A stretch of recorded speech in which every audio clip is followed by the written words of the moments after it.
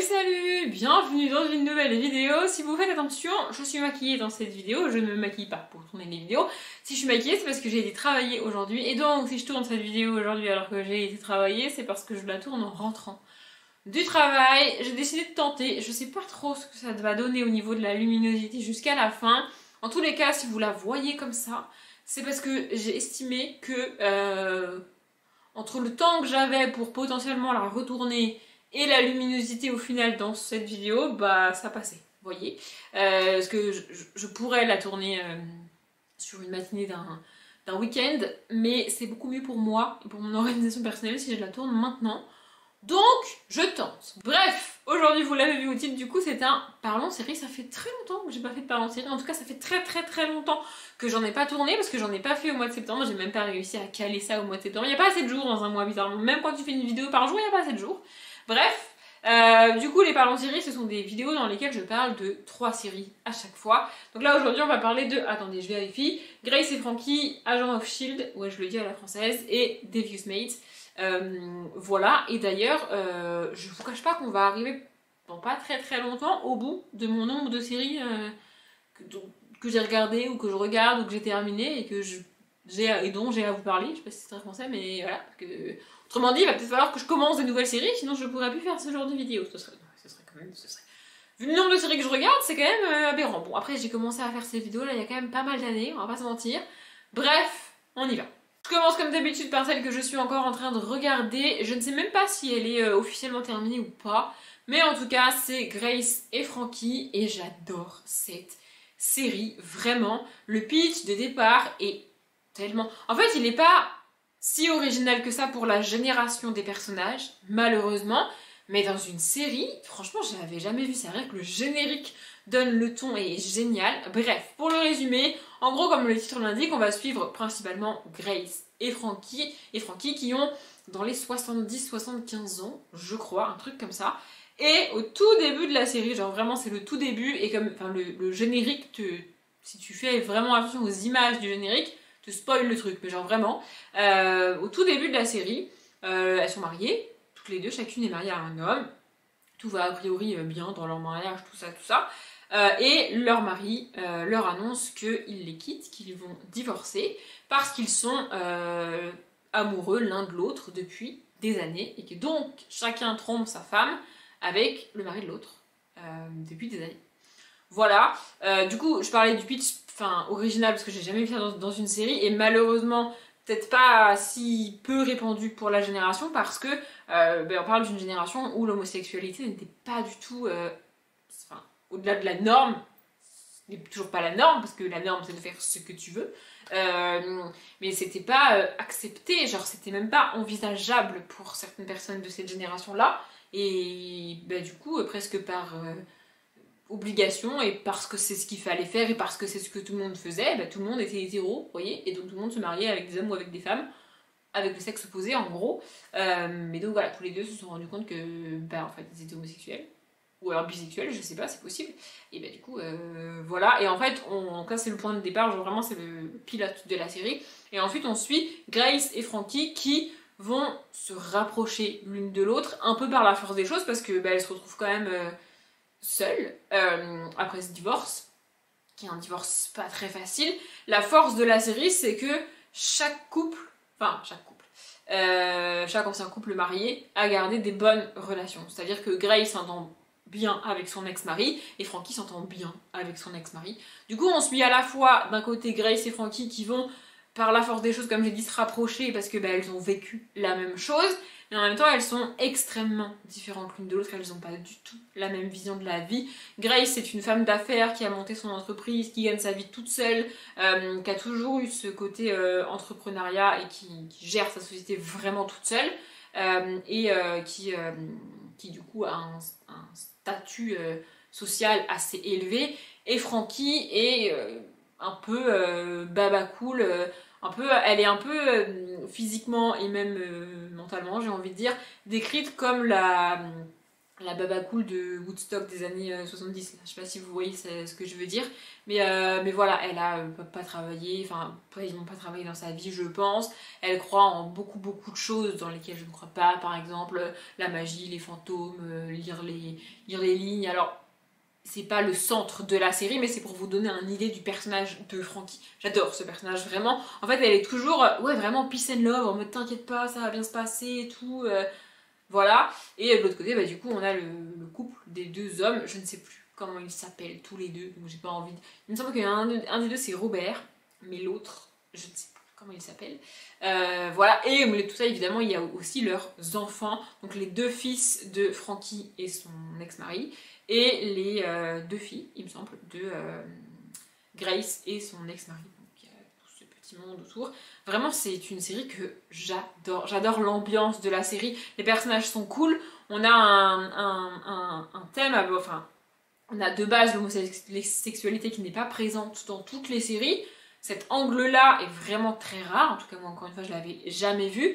Et l'âge des personnages principaux aussi, enfin, c'est quelque chose de très rare dans les séries qu'on a. Enfin, on a rarement des personnages principaux qui ont plus de 70 ans.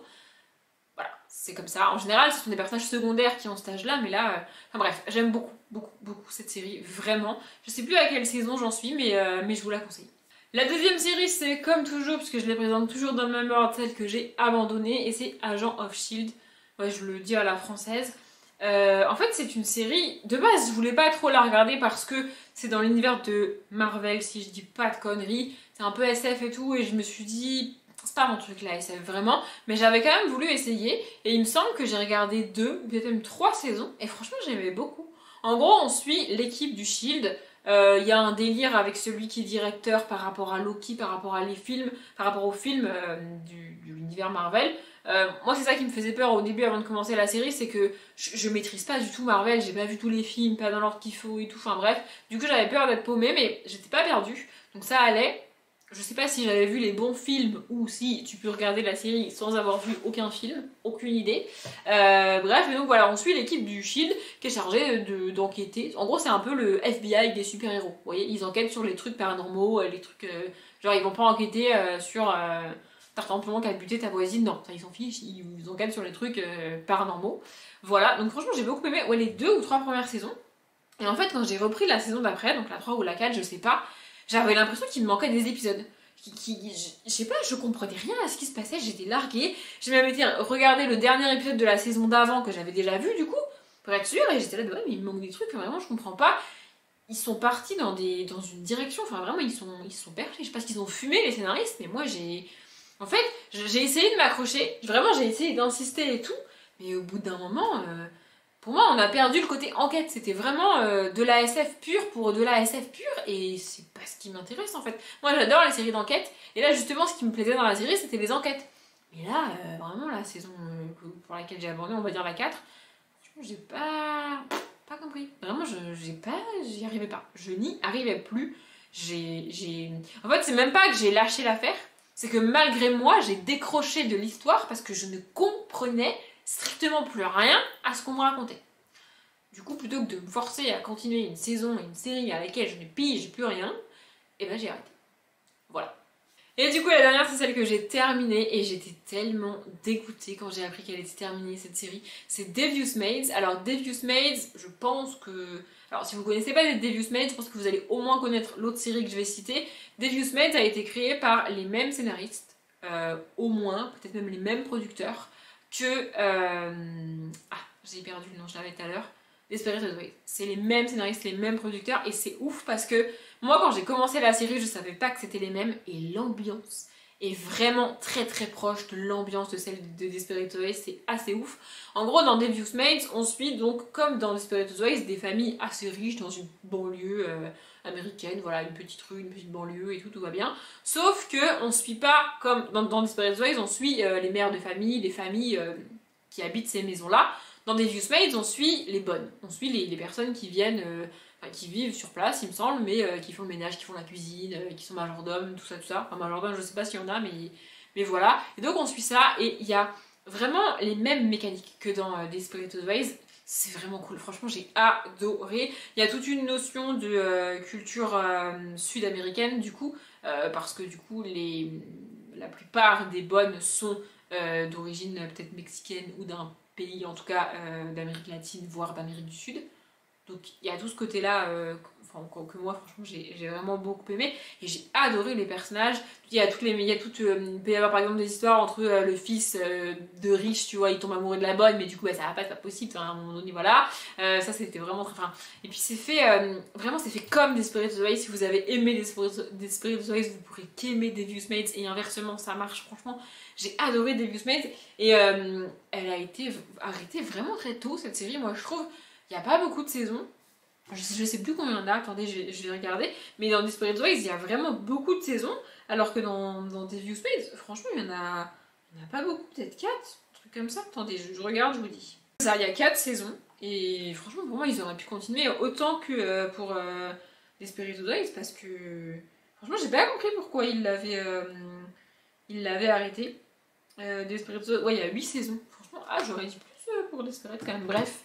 Vraiment, voilà, les mêmes mécaniques sont présentes, c'est pas du tout les mêmes actrices, c'est pas du tout les mêmes personnages, je me semble que c'est pas la même ville non plus, c'est une ville fictive probablement aussi, mais c'est assez proche de Desperate Housewives pour que tu retrouves cette ambiance de rue, de quartier, de personnages qui sont proches les uns des autres parce qu'ils habitent à côté les uns des autres, mais en même temps, le point de vue est tellement éloigné que c'est pas la même histoire, c'est pas le même personnage évidemment, et c'est pas tout à fait la même manière de traiter les sujets. Franchement, j'avais adoré cette série. Il me semble que ça fait partie des séries où j'ai regardé la dernière saison sans savoir que c'était la dernière saison, et quand ça m'arrive, je suis dégoûtée, parce que j'ai l'impression de ne pas avoir réellement pleinement profité de cette dernière saison. Vous voyez, j'ai regardé le tout dernier épisode sans savoir que c'était le dernier.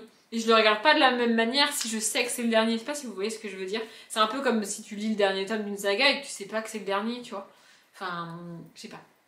J'étais vraiment dégoûtée quand j'ai appris que la série était terminée. Mais bon, c'est comme ça. Du coup, je l'ai terminée. Je vous la conseille. Franchement, elle vaut le coup. La vidéo est, je pense, quand même pas mal longue. J'ai l'impression d'avoir beaucoup parlé. Et comme je l'ai dit, je tourne cette vidéo un soir. Et la luminosité là, ça commence à être plus possible. Donc je vais pas blablater plus longtemps.